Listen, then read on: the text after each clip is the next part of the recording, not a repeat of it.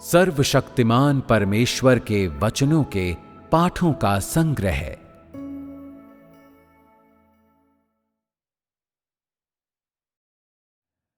तेरह धर्मपत्रों पर तुम्हारा दृढ़ मत क्या है?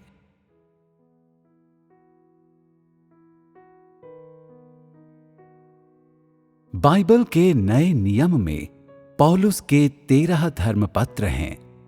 जिस समयावधि में पौलुस ने अपना कार्य किया, उसमें उसने उन कलीसियाओं को ये 13 पत्र लिखे जो प्रभु यीशु में विश्वास करते थे। यानी पौलुस को उन्नत किया गया और उसने ये पत्र यीशु के स्वर्गारोहण के बाद लिखे थे। पौलुस के पत्र प्रभु यीशु के देहांत के बाद उसके पुनरुत्थान और स्वर्गारोहण की गवाहियां हैं। उन पत्रों ने प्रायश्चित तथा क्रूस धारण करने के तरीकों का प्रसार भी किया।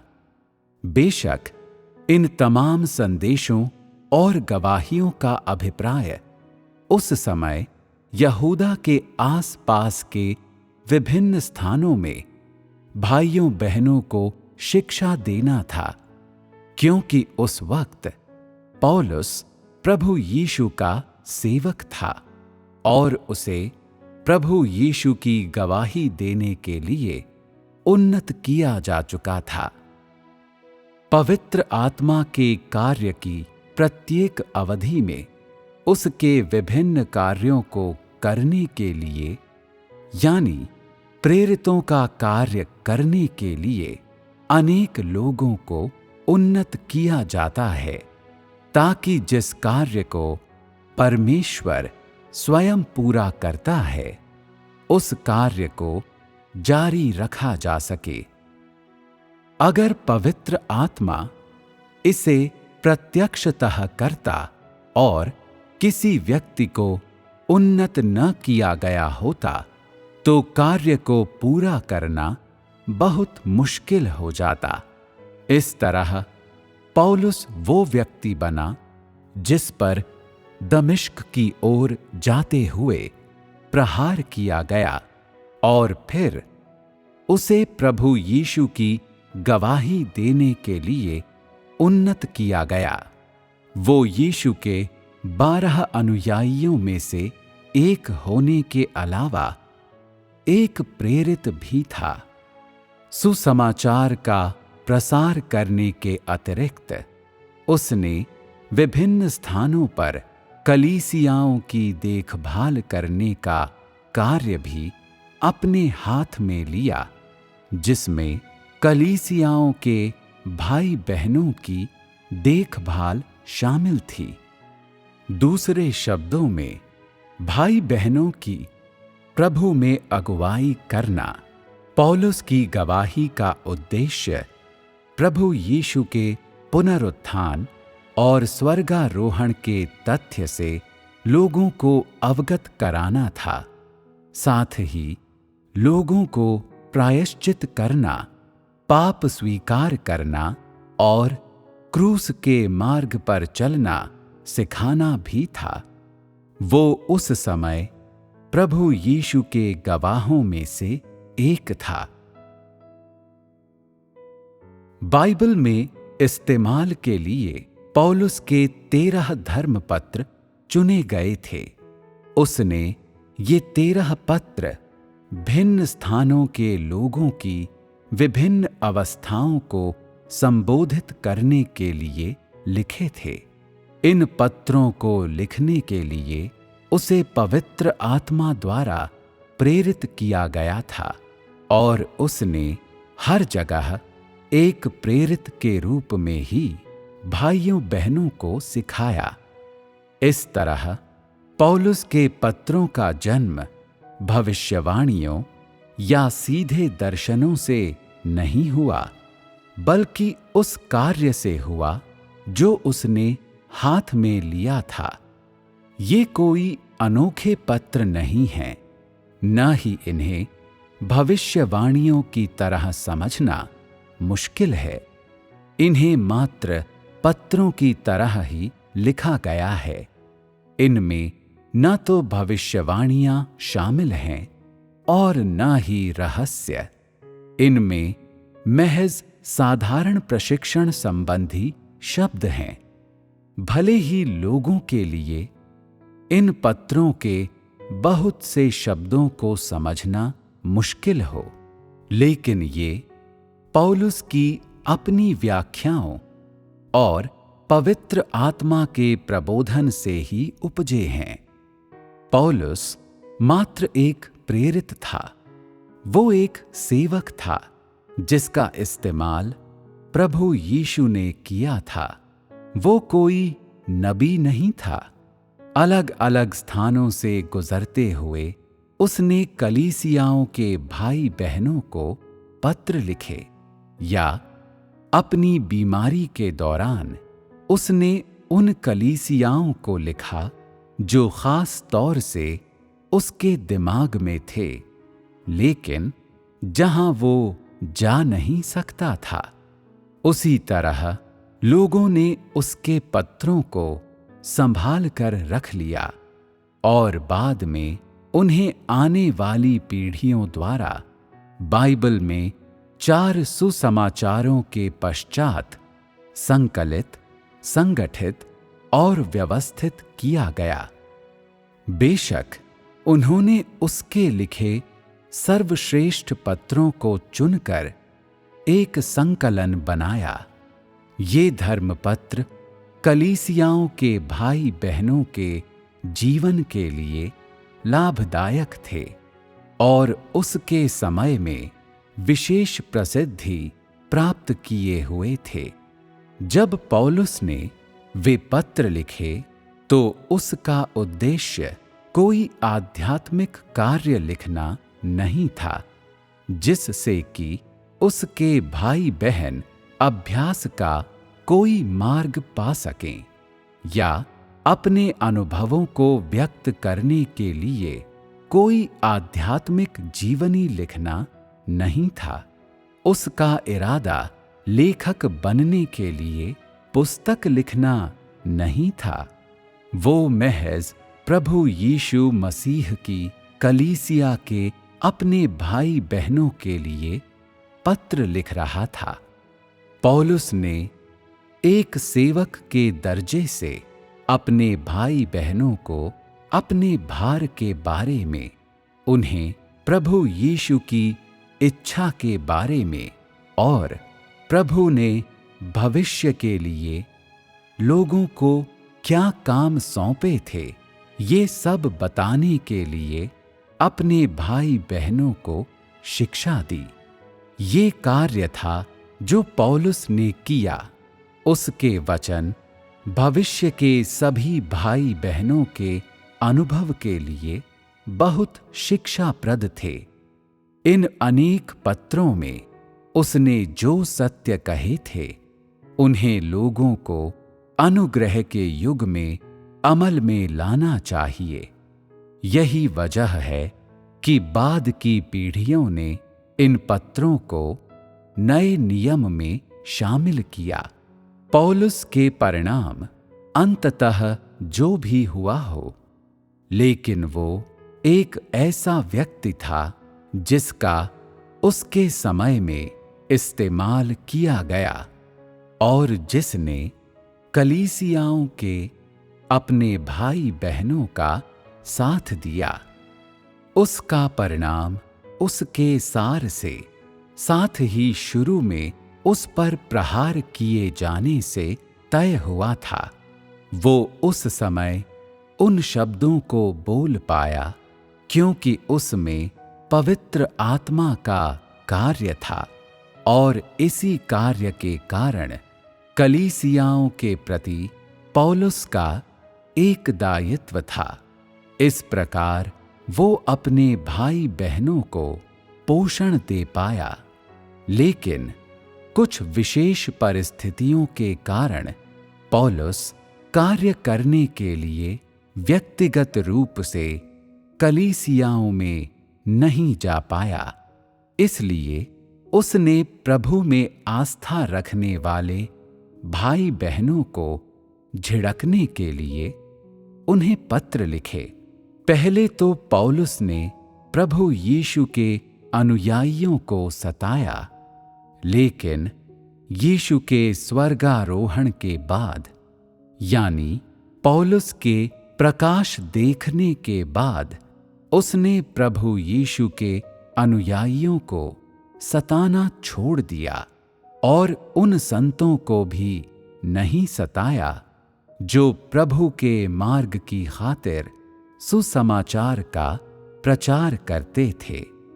यीशु को चमकदार प्रकाश के रूप में प्रकट होते देखने के बाद पौलुस ने प्रभु के आदेश को स्वीकार कर लिया और इस प्रकार वो एक ऐसा इंसान बन गया जिसका इस्तेमाल पवित्र आत्मा द्वारा सुसमाचार का प्रचार करने के लिए किया गया था।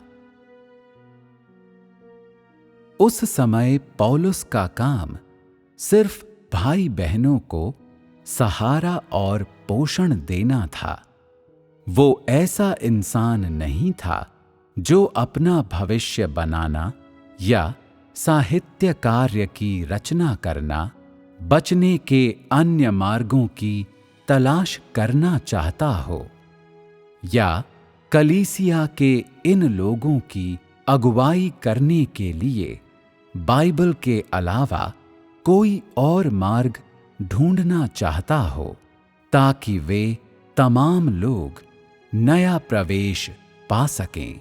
पौलुस ऐसा व्यक्ति था जिसका इस्तेमाल किया गया था। वो जो कुछ कर रहा था, उन्हें करते हुए वो मात्र अपना कर्तव्य निभा रहा था।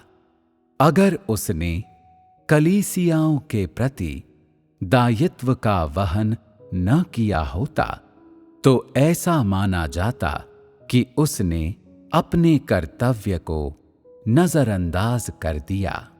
अगर कुछ हानिकारक घटित हो जाता या कलीसिया में दगाबाजी की कोई घटना घट जाती जिससे वहां के लोगों की अवस्था असामान्य हो जाती, तो ऐसा माना जा सकता था कि उसने अपना काम बखूबी नहीं किया।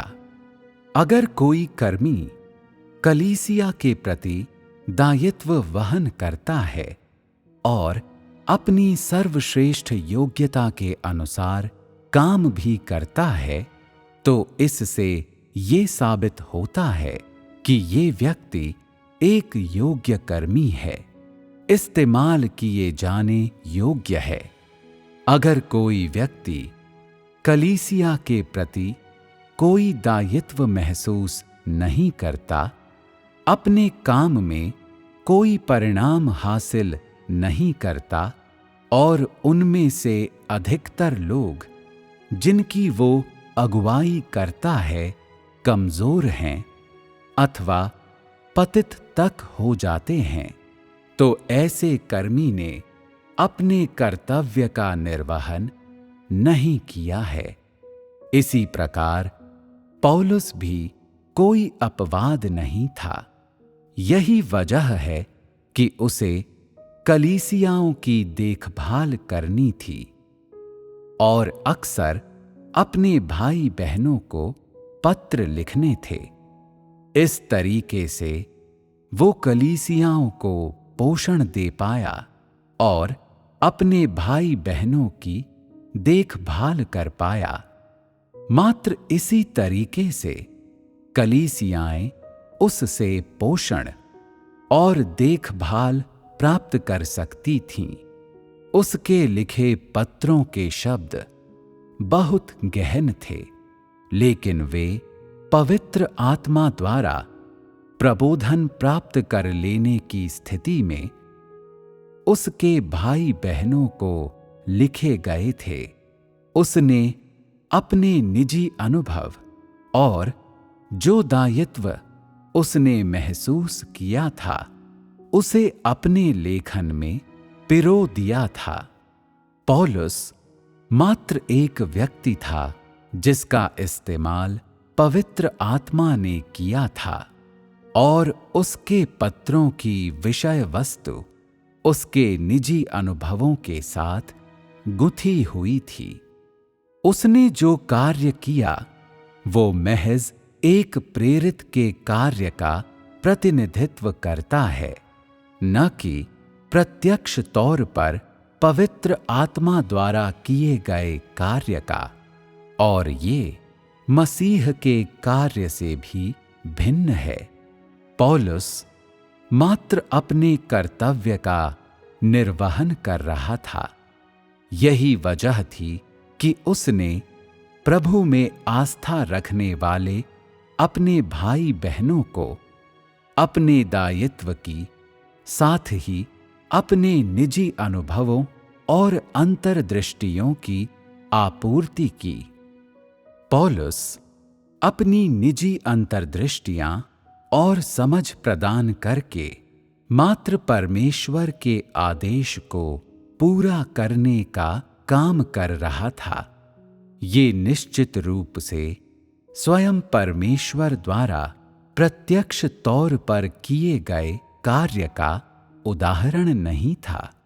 इस तरह पौलुस के कार्य में इंसानी अनुभव, इंसानी दृष्टिकोण और कलीसिया के कार्य की इंसानी समझ मिली हुई थी, लेकिन इन इंसानी दृष्टिकोणों और समझ को दुष्ट आत्माओं या मनुष्य का कार्य नहीं कहा जा सकता।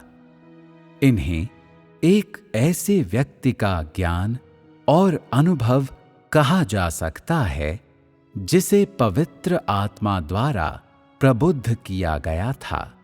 मेरे कहने का अर्थ ये है कि पौलुस के पत्र स्वर्ग की पुस्तकें नहीं हैं, वे पवित्र नहीं हैं और वे बिल्कुल भी पवित्र आत्मा द्वारा कहे या व्यक्त किए गए नहीं थे। वे मात्र कलीसिया के प्रति पौलुस के दायित्व का प्रकटीकरण हैं। मेरे ये सब कहने का अभिप्राय तुम लोगों को परमेश्वर के कार्य और इंसान के कार्य में अंतर समझाना है।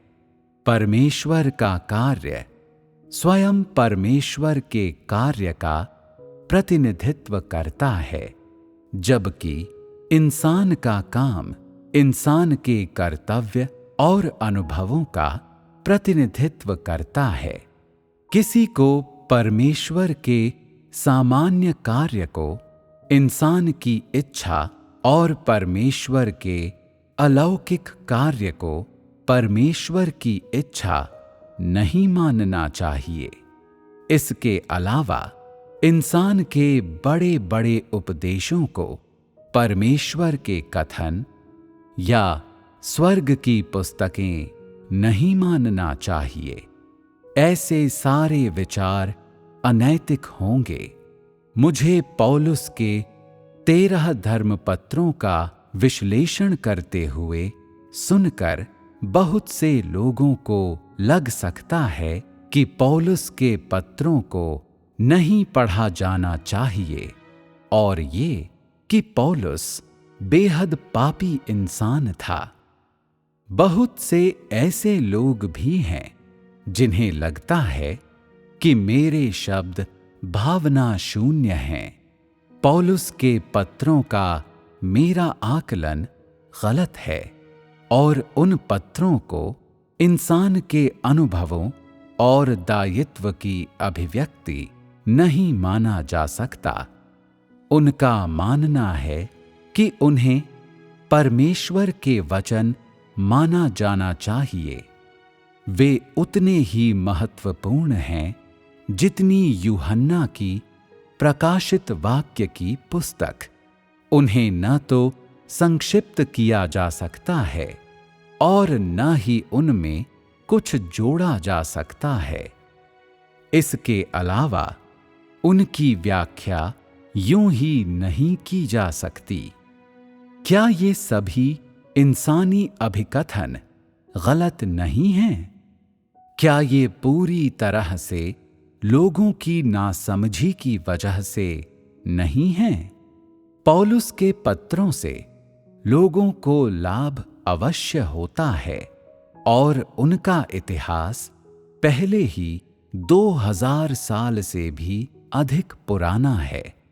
लेकिन आज तक अभी भी ऐसे बहुत से लोग हैं जो पूरी तरह से समझ नहीं पाते कि उसने उस समय क्या कहा था।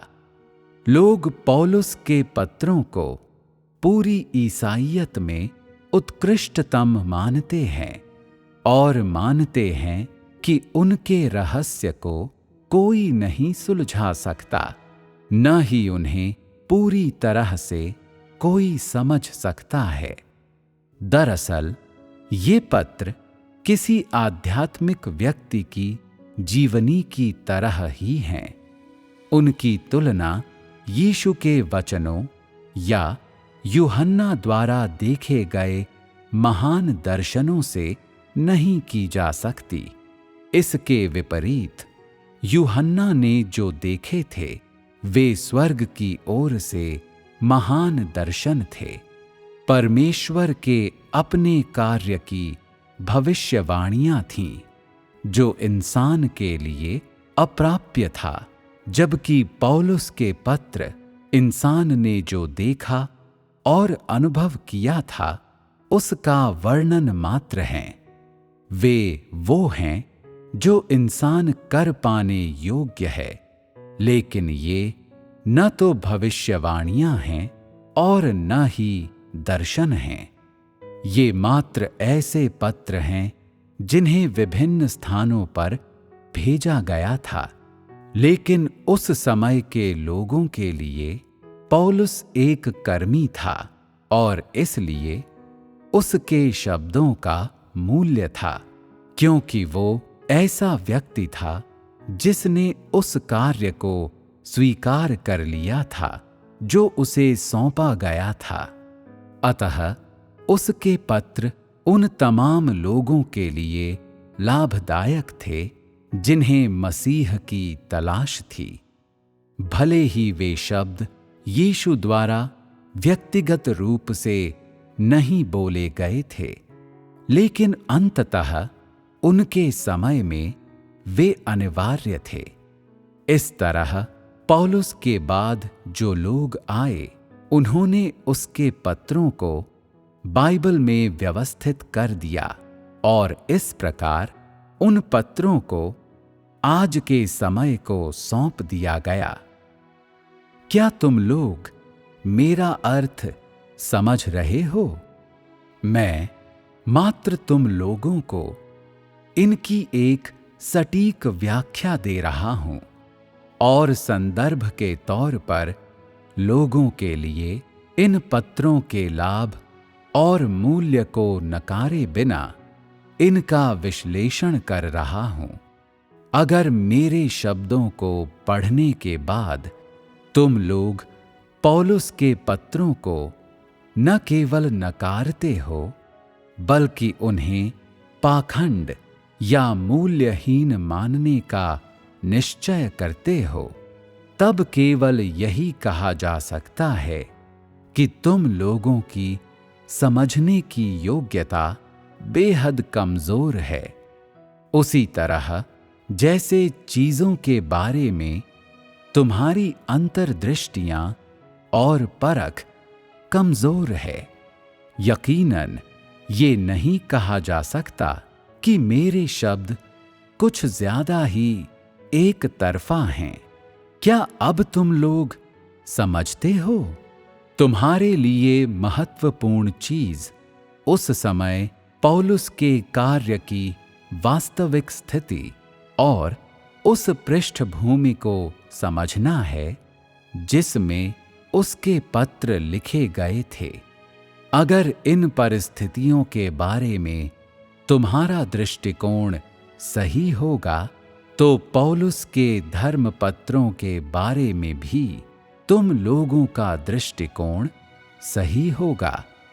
साथ ही एक बार जब तुमने उन पत्रों के सार को गहराई से समझ लिया तो बाइबल का तुम्हारा आकलन सही होगा और तुम समझ जाओगे कि इतने बरसों से लोग पीढ़ी दर पीढ़ी पौलुस के पत्रों की इतनी पूजा क्यों करते चले आ रहे हैं। साथ ही ये भी कि इतने सारे लोग उसे परमेश्वर की तरह क्यों मानते हैं। अगर तुम लोग न समझते तो क्या तुम भी यही नहीं सोचते। जो स्वयं परमेश्वर नहीं है वो स्वयं परमेश्वर का प्रतिनिधित्व नहीं कर सकता। पौलुस के कार्य को केवल मानवीय दृष्टिकोण का हिस्सा और पवित्र आत्मा के प्रबोधन का भाग कहा जा सकता है। पौलुस ने ये शब्द पवित्र आत्मा के प्रबोधन के साथ मानवीय दृष्टिकोण से लिखे थे। ये कोई दुर्लभ चीज नहीं है, इसलिए उसके शब्दों में मानवीय अनुभवों का मिश्रण न हो ऐसा नहीं हो सकता था। और बाद में उसने उस समय अपने भाई बहनों को पोषण और सहारा देने के लिए अपने निजी अनुभवों का इस्तेमाल किया। उसके लिखे पत्रों को जीवन अध्ययन के तौर पर वर्गीकृत नहीं किया जा सकता, न ही उन्हें जीवनियों या संदेशों के रूप में वर्गीकृत किया जा सकता है। इसके अलावा ये न तो कलीसियाओं द्वारा अमल में लाए जाने वाले सत्य थे, न ही कलीसियाई प्रशासनिक आज्ञाएं थीं। किसी दायित्वपूर्ण व्यक्ति के रूप में जिसे पवित्र आत्मा ने कार्य सौंपा हो, ये ऐसा कार्य है जो उसे करना ही है। अगर पवित्र आत्मा लोगों को उन्नत करता है और उन्हें दायित्व प्रदान करता है, लेकिन वे कलीसिया का कार्य नहीं करते हैं और उसकी व्यवस्थाओं का प्रबंधन ठीक से नहीं कर सकते हैं या संतोषजनक ढंग से उसकी सारी समस्याओं का समाधान नहीं कर सकते हैं, तो इससे साबित होता है कि वे लोग अपने कर्तव्यों का निर्वहन ठीक तरीके से नहीं करते हैं। इसलिए किसी प्रेरित के लिए अपने कार्य के दौरान पत्र लिख पाना कोई बहुत रहस्यमय चीज नहीं थी। ये उनके कार्य का अंग था। वे ऐसा करने के लिए बाध्य थे। पत्र लिखने के पीछे उनका उद्देश्य कोई जीवन अध्ययन या आध्यात्मिक जीवनी लिखना नहीं था और ये संतों के लिए नया मार्ग खोलना तो बिल्कुल नहीं था, बल्कि वे अपना कार्य करने और परमेश्वर के लिए निष्ठावान सेवक बनने के लिए ये करते थे, ताकि परमेश्वर ने उन्हें जो कार्य सौंपा था उसे पूरा करके वे उसे उस कार्य का हिसाब दे सकें। उन्हें अपने कार्य में स्वयं के लिए और अपने भाई बहनों के लिए उत्तरदायित्व लेना था और अपना कार्य सही ढंग से करना था और कलीसिया के मामलों को गंभीरता से लेना था। ये सब उनके कार्य का अंग था। अगर तुम लोगों ने पौलुस के पत्र की समझ हासिल कर ली है, तो पौलुस और यूहन्ना के धर्म पत्रों के बारे में तुम लोगों का विचार और आकलन भी सही होगा। तुम लोग इन पत्रों को कभी भी स्वर्ग की ऐसी पुस्तकों के रूप में नहीं देखोगे जो पवित्र और अलंघनीय हों। तुम पौलुस को परमेश्वर तो कभी नहीं मानोगे। आखिरकार परमेश्वर का कार्य इंसान के कार्य से अलग है, और इसके अलावा उसकी अभिव्यक्तियां इंसानों की अभिव्यक्तियों के समान कैसे हो सकती हैं?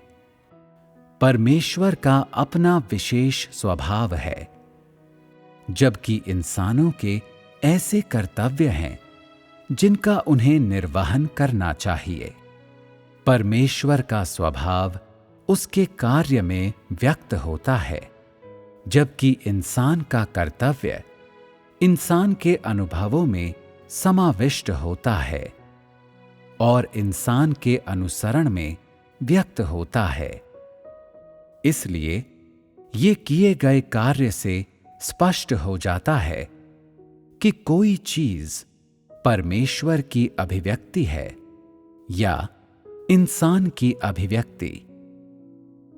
इसे स्वयं परमेश्वर द्वारा बताने की आवश्यकता नहीं है, न ही इंसान को गवाही देने के लिए प्रयास करने की आवश्यकता है।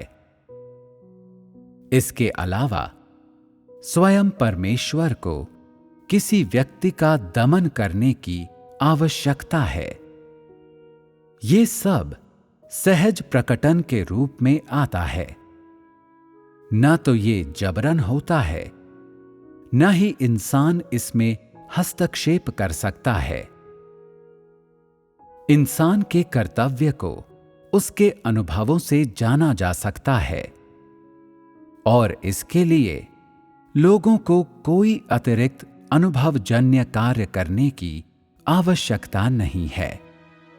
इंसान जब अपना कर्तव्य निभाता है तो उसका समस्त सार प्रकट हो सकता है, जबकि परमेश्वर अपना कार्य करते समय अपना अंतर्निहित स्वभाव प्रकट कर सकता है।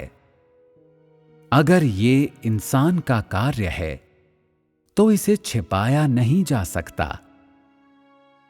अगर ये परमेश्वर का कार्य है तो किसी के लिए भी परमेश्वर के स्वभाव को छिपाना और भी असंभव है।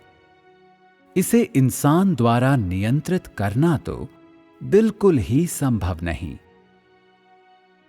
किसी भी इंसान को परमेश्वर नहीं कहा जा सकता, न ही उसके काम और शब्दों को पवित्र या अपरिवर्तनीय माना जा सकता है।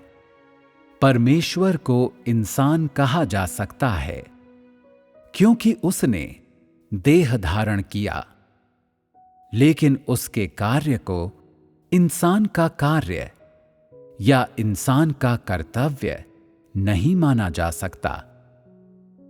इसके अलावा परमेश्वर के कथन और पौलुस के पत्रों को समान नहीं माना जा सकता, न ही परमेश्वर के न्याय और ताड़ना को और इंसान के अनुदेशों के शब्दों को समान दर्जा दिया जा सकता है। इसलिए ऐसे सिद्धांत हैं जो परमेश्वर के कार्य को इंसान के काम से अलग करते हैं। इन्हें उनके सारों के अनुसार अलग किया जाता है, न कि कार्य के विस्तार या उसकी अस्थायी कार्यकुशलता के आधार पर। इस विषय पर अधिकतर लोग सिद्धांतों की गलती करते हैं। ऐसा इसलिए है क्योंकि इंसान बाह्य स्वरूप को देखता है जिसे वो हासिल कर सकता है, जबकि परमेश्वर सार को देखता है जिसे इंसान की भौतिक आंखों से नहीं देखा जा सकता। अगर तुम परमेश्वर के वचनों और कार्य को औसत इंसान के कर्तव्य मानते हो और इंसान के बड़े पैमाने के काम को उसका कर्तव्य निर्वहन मानने के बजाय देहधारी परमेश्वर का कार्य मानते हो, तो क्या तुम सैद्धांतिक रूप से गलत नहीं हो? इंसान के पत्र और जीवनियां आसानी से लिखी जा सकती हैं, मगर केवल पवित्र आत्मा के कार्य की बुनियाद पर। लेकिन परमेश्वर के कथनों और कार्य को इंसान आसानी से संपन्न नहीं कर सकता, या उन्हें मानवीय बुद्धि और सोच द्वारा प्राप्त नहीं किया जा सकता। न ही लोग उनकी जांच पड़ताल करने के बाद पूरी तरह से उनकी व्याख्या कर सकते हैं। यदि सिद्धांत के ये मामले तुम लोगों के अंदर कोई प्रतिक्रिया उत्पन्न नहीं करते हैं, तो तुम लोगों की आस्था स्पष्टतः बहुत सच्ची या शुद्ध नहीं है। केवल यही कहा जा सकता है कि तुम लोगों की आस्था अस्पष्टता से भरी हुई है और उलझी हुई तथा सिद्धांत विहीन है। परमेश्वर और इंसान के सर्वाधिक मौलिक अनिवार्य मसलों को समझे बिना क्या इस प्रकार की आस्था पूरी तरह से प्रत्यक्ष बोध से रहित नहीं है? पौलुस पूरे इतिहास में इस्तेमाल किया जाने वाला इकलौता व्यक्ति कैसे हो सकता है? वही इकलौता व्यक्ति कैसे हो सकता है जिसने कभी कलीसिया के लिए कार्य किया? वही इकलौता व्यक्ति कैसे हो सकता है जिसने कलीसियाओं को सहारा देने के लिए उन्हें पत्र लिखा? इन लोगों के कार्य का परिमाण या प्रभाव कुछ भी रहा हो, या उनके कार्य का परिणाम कुछ भी रहा हो, क्या ऐसे कार्य के तमाम सिद्धांत और सार एक से नहीं हैं? क्या इनके बारे में ऐसी चीजें नहीं हैं जो परमेश्वर के कार्य से एकदम भिन्न हैं?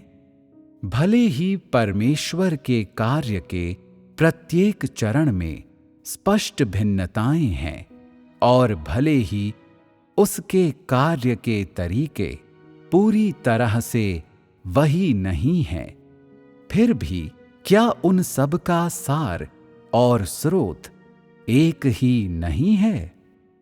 उसी तरह यदि कोई व्यक्ति अभी भी इन चीजों के बारे में अस्पष्ट है, तो उसके अंदर विवेक की बहुत कमी है। इन वचनों को पढ़ने के बाद भी यदि कोई व्यक्ति ये कहता है कि पौलुस के पत्र पवित्र और अलंघनीय हैं और किसी भी आध्यात्मिक हस्ती की जीवनी से भिन्न हैं, तो ऐसे व्यक्ति का विवेक बहुत ही असामान्य है, और ऐसा व्यक्ति निस्संदेह मत संबंधी विशेषज्ञ है जो पूरी तरह से बुद्धिहीन है। भले ही तुम पौलुस की पूजा करते हो, लेकिन तुम उसके प्रति अपनी स्नेहमयी भावनाओं का इस्तेमाल तथ्यों के सत्य को तोड़ने मरोड़ने या सत्य के अस्तित्व का खंडन करने के लिए नहीं कर सकते। इसके अलावा मैंने जो कुछ कहा है वो किसी भी तरह से पौलुस के कार्य और पत्रों को आग नहीं लगा देते हैं या संदर्भों के रूप में उनके मूल्य को पूरी तरह से नकार नहीं देते हैं। कुछ भी हो, इन वचनों को बोलने के पीछे मेरा इरादा ये है कि तुम लोग तमाम चीजों और लोगों के बारे में उचित समझ और विवेकपूर्ण आकलन प्राप्त करो। यही सामान्य विवेक है। जिन धार्मिक लोगों में सत्य है, उन्हें इसी से स्वयं को युक्त करना चाहिए।